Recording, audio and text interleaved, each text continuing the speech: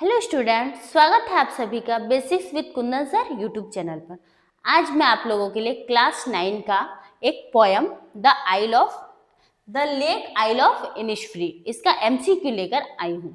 देखिए, इसमें जो पोएट है वह अभी बिल्कुल सिटी में रह रहा है, लेकिन इनको अपना लाइफ विलेज में पसंद होता है कि मैं काश वहाँ रहता तो मैं ऐसे करता वैसे करता। अब आइए एमसीक्यू देखते हैं, तब पता चल जाएगा कि कवि क्या क्या चाहता था और शहर में उनको कैसा लग रहा है, गांव में कैसा लगता। आइए,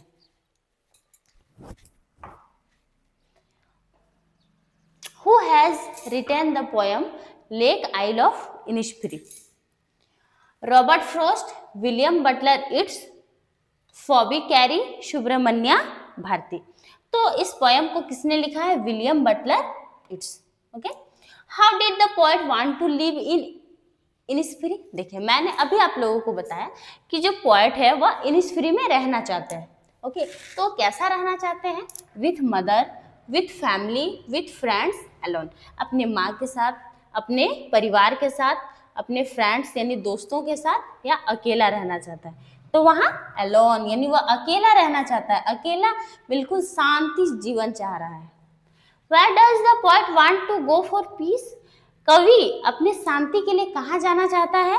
Iceland, Innisfree, on top of a hill, in a garden। तो वह कहाँ जाना चाहता है? Innisfree.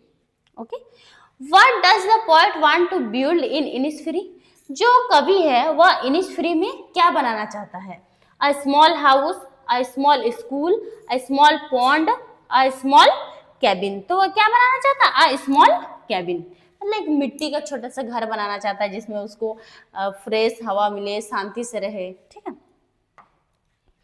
Name the plants the poet wanted to grow at Innisfree. वैसे प्लांट्स का नाम बताइए जो कवि इनिस्फ्री में लगाना चाहता है। Gulmohar tree, pine tree, bean plant, apple tree.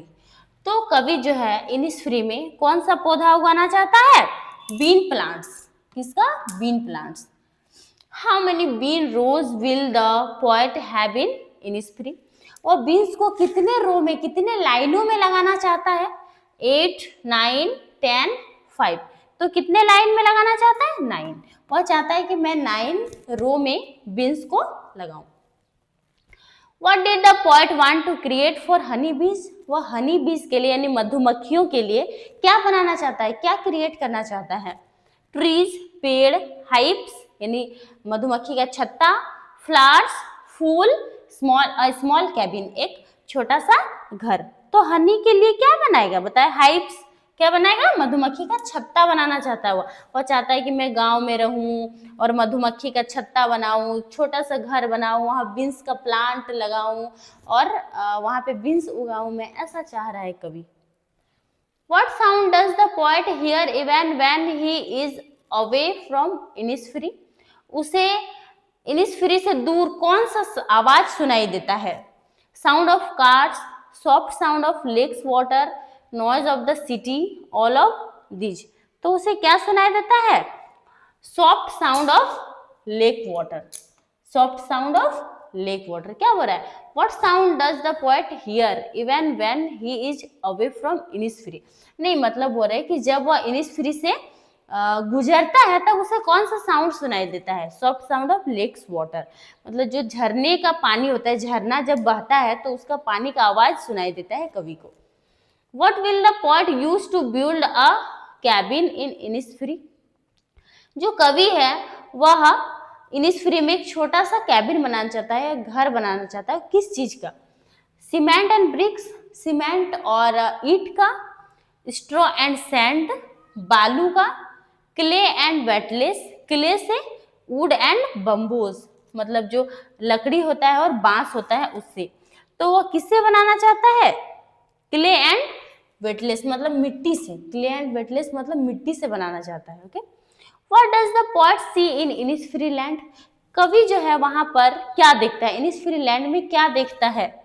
Glimmering midnight, purple noon, the evening full of linnet's, wings, all of these. उसे ग्लिमरिंग मिडनाइट मतलब ऊपर में आसमान में चमकता हुआ तारा दिखाई देता है आधी रात में, या पर्पल नून, दोपहर में बिल्कुल पर्पल यानी बेगनी बेगनी धूप दिखाई देता है। The evening of full light and wings, all of this. तो कवि को कैसा दिखाई देता है? All of this. ये सारी चीजें जो है कवि को इनिसफ्री में दिखाई देता है। What kind of a scene is described at Innisfree during noon time? कवि ने इनिसफ्री के दोपहर को किस तरह से डिस्क्राइब किया है? Golden hue, bright green, purple glow, glow, yellow lights. मैंने अभी बताया purple glow. Okay. What thing the poet will not do on the Innisfree land? कवि जो है कौन सा चीज इनिसफ्री में नहीं करता है? बिल्ड अ रेस्टोरेंट, एक रेस्टोरेंट नहीं बनाता है, एक रेस्टोरेंट बनाता है। बिल्ड अ स्मॉल कैबिन, एक छोटा सा घर बनाता है। प्लांट 9 बीन रोज, 9 रोज में बीन का प्लांट लगाता है। Build a hive for the honey bee. तो स्मॉल कैबिन तो बनाता है, 9 बीन रोज भी बनाता है, हाइव भी बनाता है। इसमें से बिल्ड अ रेस्टोरेंट ये गलत है, ये नहीं बनाता है। Okay. What kind of land is Innisfree? Innisfree कैसा जगह है? स्टॉर्मी एंड डस्टी, बिल्कुल धूल वाली जगह है। पीसफुल एंड लविंग, बिल्कुल शांति और प्यारा जगह है। वेरी हॉट एंड ह्यूमिड, बहुत ही गर्मी है। वेरी कोल्ड एंड वाइंडी, बहुत ही ठंडा और हवादार जगह है। तो इनिसफ्री बिल्कुल कैसा जगह है? पीस एंड लविंग, वहाँ बहुत ही प्यारा और शांति जगह है। How many lines are there in this poem? यह जो पोएम है वो कितने लाइन्स का है? 14 लाइन्स, 10 लाइन्स, 8 लाइन्स, 12 लाइन्स। तो ये पोएम कितने लाइन्स का है? 12 लाइन्स का है। Okay. What is the full name of the poet W.B. Yeats? W.B. Yeats का फुल फॉर्म क्या होता है? William Butler Yeats, William Blake Yeats, William Birmingham Yeats, none. तो इसका मतलब होता है William Butler Yeats. Okay. What kind of scene is there at night in Innisfree? Innisfree में मिड नाइट में नाइट में नहीं, रात में जो होता है कैसा नज़ारा होता है? डार्क, अंधेरा, gloomy, charming and glimmering, very hot and humid. तो रात का नज़ारा बिल्कुल चार्मिंग एंड ग्लिमरिंग होता है, बहुत ही चमकदार होता है, और चार्मिंग यानी खुशहाल होता है। What kind of a house did the poet want to have at Innisfree? कवि इनिसफ्री में कैसा घर चाहता है? अ वेल फर्निश्ड, बहुत अच्छे से और उसमें सारा फर्निश्ड हो। अ बिग हाउस, एक बड़ा सा घर चाहता है। A house made of would and clay, एक ऐसा घर चाहता है जो लकड़ी और मिट्टी का बना हो। नन, इनमें से कोई नहीं। तो एक कवि चाहता है वो घर जो है बिल्कुल लकड़ी और मिट्टी से बना हो, जो पहले के ज़माने में घर हुआ करता था लकड़ी और मिट्टी का, वही घर चाहता है। Where did the poet spend his childhood? Poet ने अपना चाइल्डहुड बचपना कहाँ गुजारा है?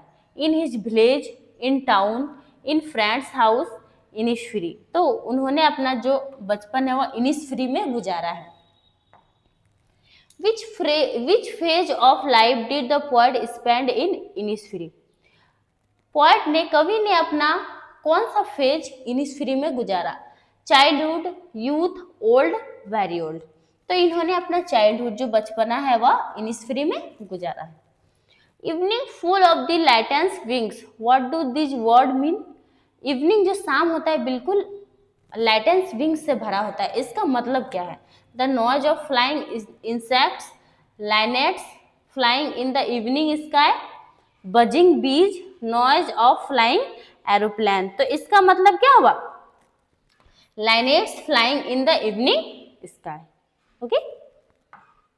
चलिए 20 क्वेश्चंस कंप्लीट हो गए। आपको ये सारे क्वेश्चंस अच्छे से समझ में आ गए होंगे। मैं आप लोगों के लिए एक एक करके पोएम और चैप्टर का एमसीक्यू लेकर आ रही हूँ, ताकि आप लोगों का एग्जाम में एक भी क्वेश्चंस नहीं छूटे। अगर आप लोग ये सारे क्वेश्चंस को अच्छे से देख लीजिएगा और पढ़कर एग्जाम देने जाइएगा तो आप लोग के एग्जाम में अच्छे मार्क्स आएंगे।